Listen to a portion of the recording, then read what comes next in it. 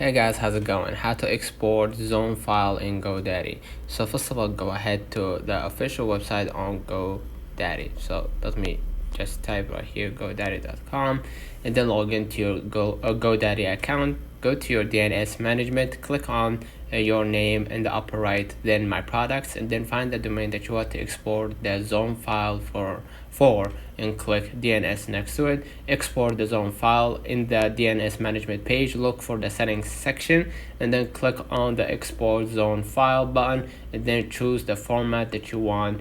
Bind is common and then click export. This will download a file containing your DNS zone information. So let me know in the comments if this video helped you. Don't forget to like and subscribe, turn on the notification bell to receive every video we upload. Thank you for watching.